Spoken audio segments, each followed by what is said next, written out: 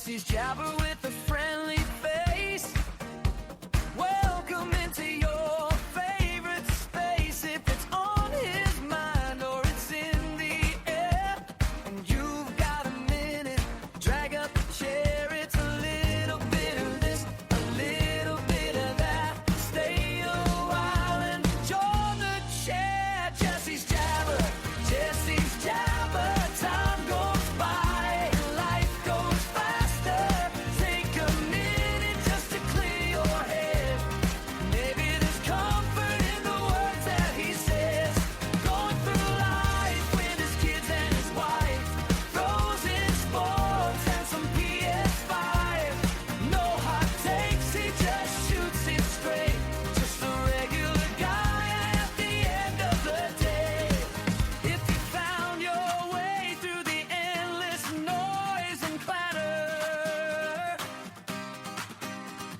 listen in, maybe tell a friend. This is Jesse's Jabber.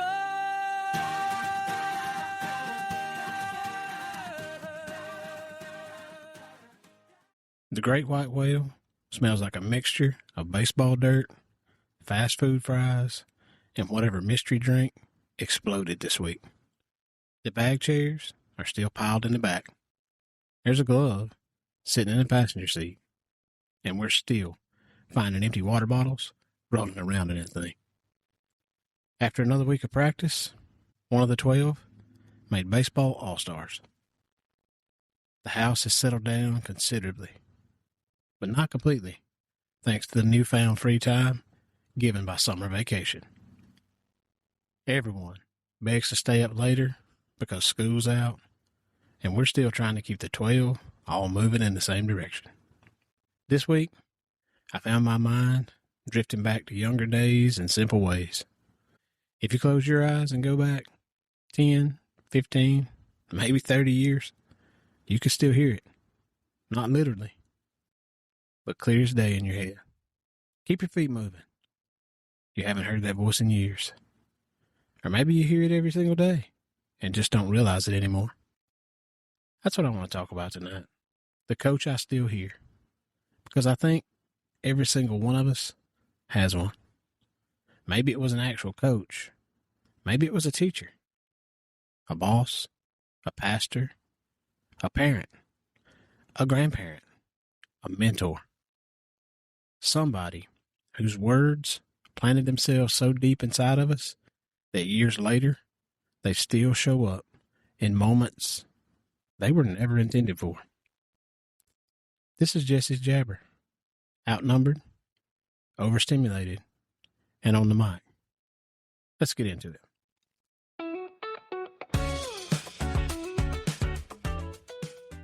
Isn't it funny how some voices never really leave us?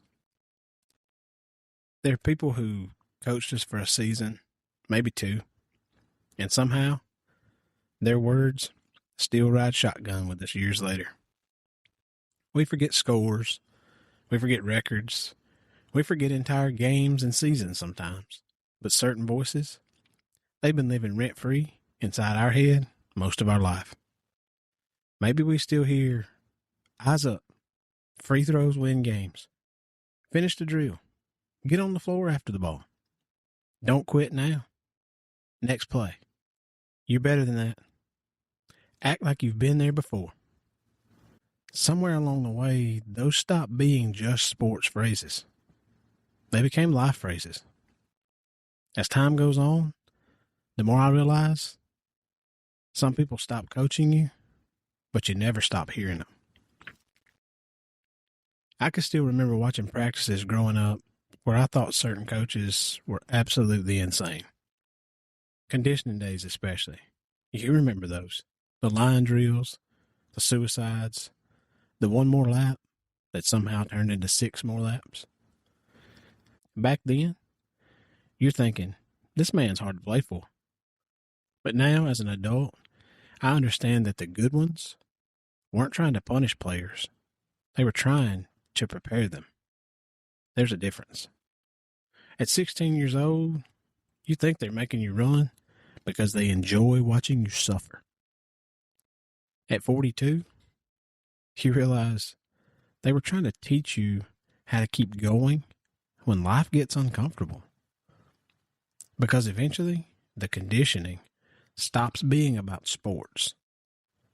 One day, life hands you a hard marriage season, a layoff, a diagnosis, a parenting struggle, a season when you're mentally exhausted, but people still need you.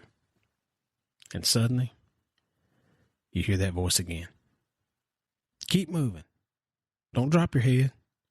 Finish what you started. And you realize they were never just coaching a game. They were coaching human beings. That's why certain voices stay with us forever.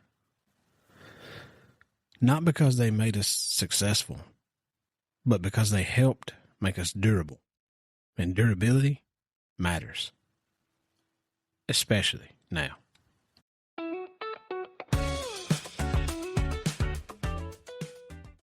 The world today has plenty of opinions, but not a lot of real mentorship. There's a difference between somebody criticizing you and somebody investing in you. The older I get, the more I appreciate the people who expected more from me before I expected it from myself. At the time, it felt hard because at 16, a high standard feels like punishment. When I had to rewrite that essay for the third time, or when the team is running suicides because someone lacked focus during a drill, we didn't think, wow, what an investment in my personal growth. We thought it was punishment. Now it feels like love. It takes years. Sometimes it takes becoming a parent or manager yourself to realize the profound truth about authority. True encouragement isn't empty praise. It's a refusal to accept your mediocrity. Run through the line.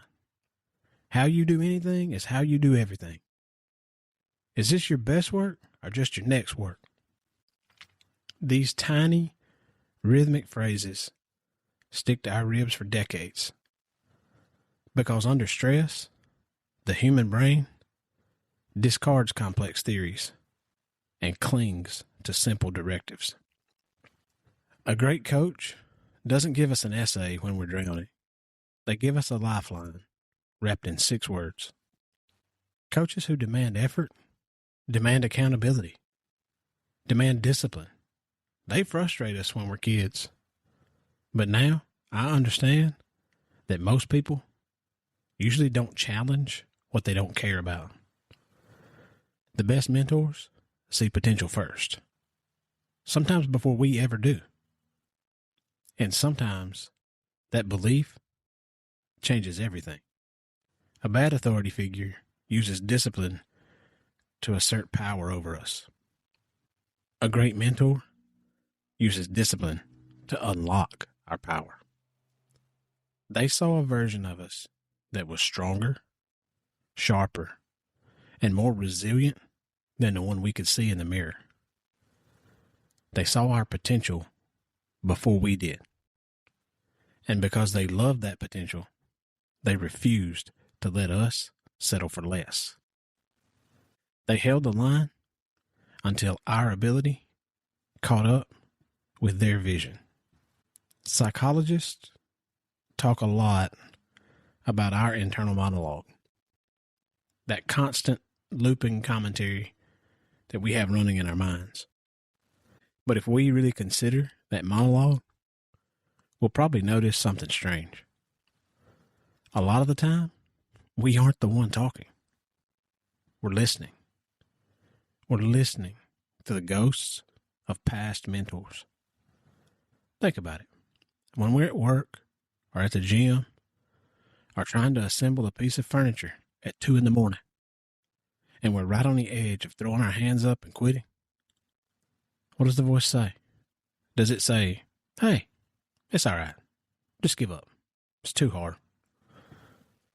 Or does it snap us back in the game with a phrase that we haven't heard spoken out loud since we were 16.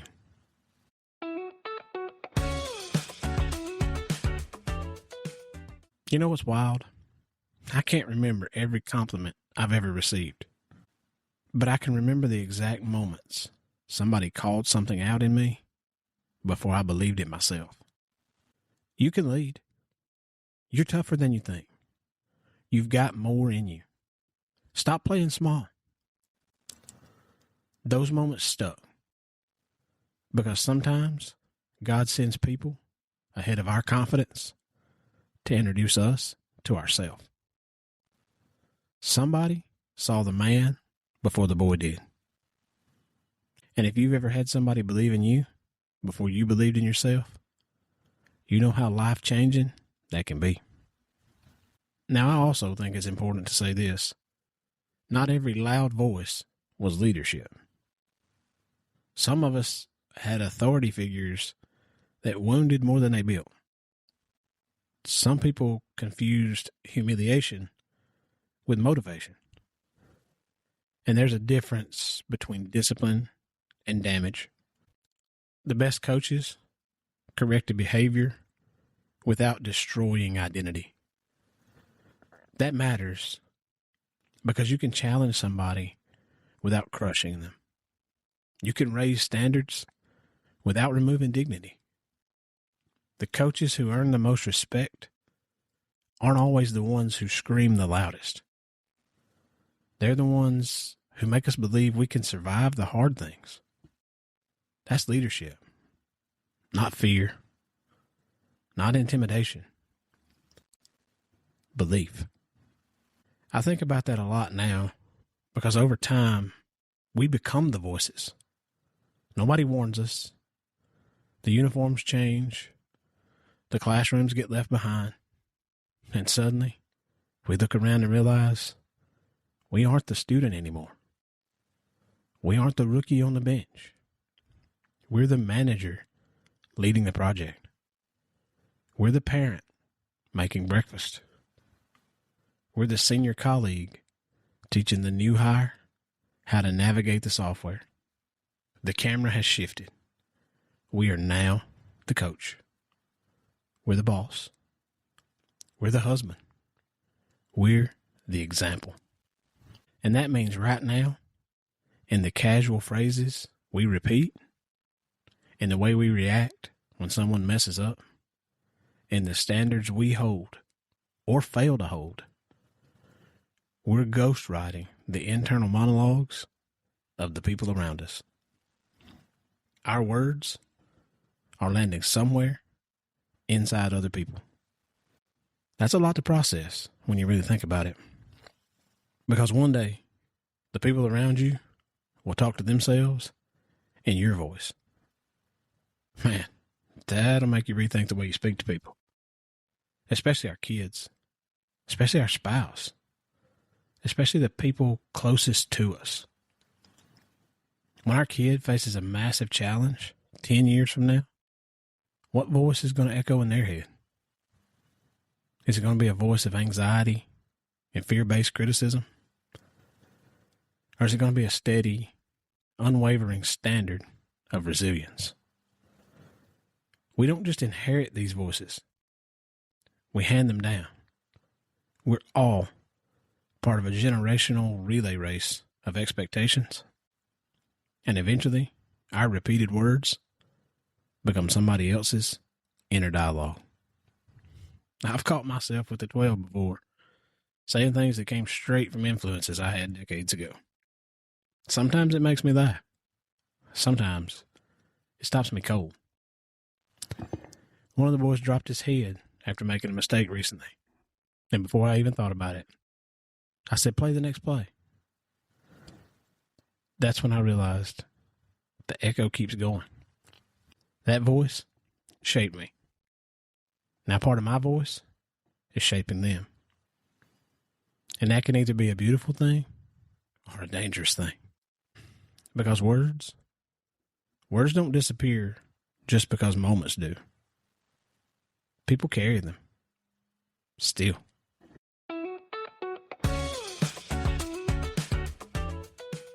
Some of you listening right now can probably still hear somebody criticizing you from 20 years ago. Still fighting to prove them wrong. Still carrying shame from something said in anger. And others of you can still hear encouragement that kept you alive during hard seasons. Words matter. That's why leadership is such a responsibility. Whether we lead a team, a business, a classroom, or just a family sitting around a dinner table, we are building somebody's internal soundtrack. So what are they going to hear 10 years from now? Will they hear, "You'll never be enough"? Or, "You can do hard things"? Will they hear criticism without love? Or correction with belief? Will they remember fear or safety? Because trust me, they will remember the voice. Maybe that's why this episode's been sitting on my heart lately. Because I think one of the tragic things about the coaches we still hear is that we often realize their value entirely too late.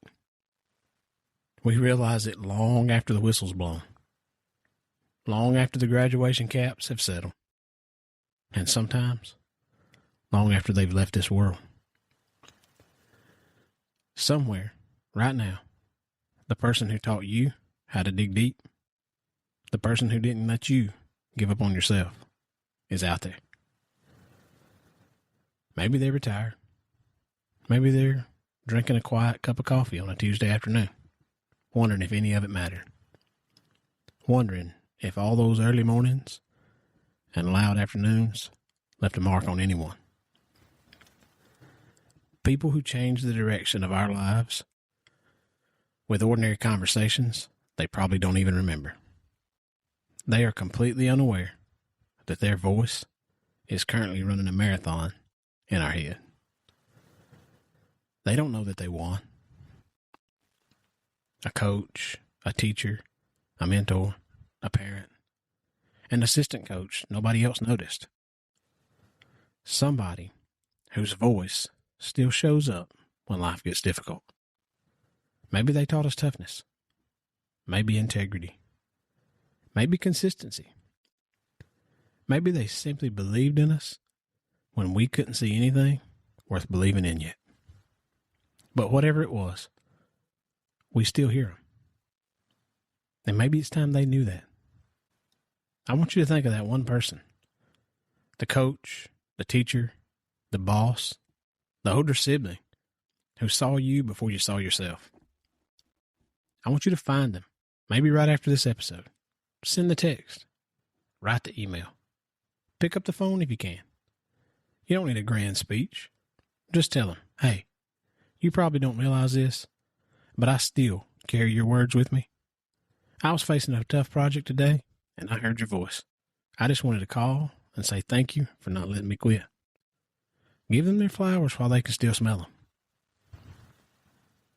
Man, what a gift that would be to find out our voice became part of somebody's strength. And as for the rest of us, maybe this episode is also a reminder to pay attention to the kind of voices we're becoming right now. Because long after practices end, long after the games are over, long after people leave the room, the echo stays. And somewhere, years from now, some kid, some employee, some friend, some son or daughter is going to hear our voice in a moment when life gets hard. The question is, what will it say?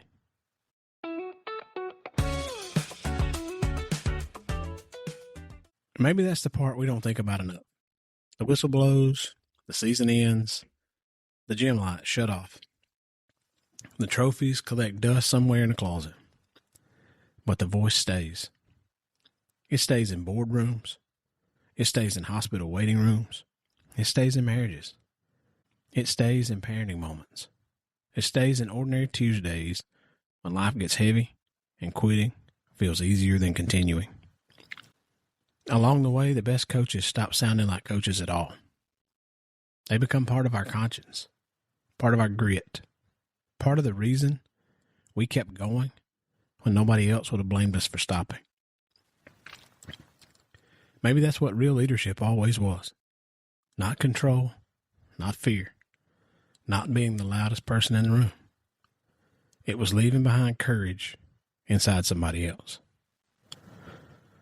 So tonight, if you're lucky enough to still hear a good voice in your head, be grateful for it. Somebody planted it there. Somebody spent time, patience, correction, repetition, and belief building something inside of you that they might never fully see the outcome of. If you're in a season where people are looking to you now, your kids, your team, your employees, your friends, pay attention to the way you speak when people fail. Pay attention to the standards you hold. Pay attention to the phrases you repeat over and over again. Because years from now, when life hits somebody you love square in the mouth, they're probably going to hear somebody's voice. Maybe it'll be yours. So make it a voice that steadies people. A voice that calls people higher. A voice that reminds them they can survive the hard things. A voice that says, get back up. Next play. You're not done yet.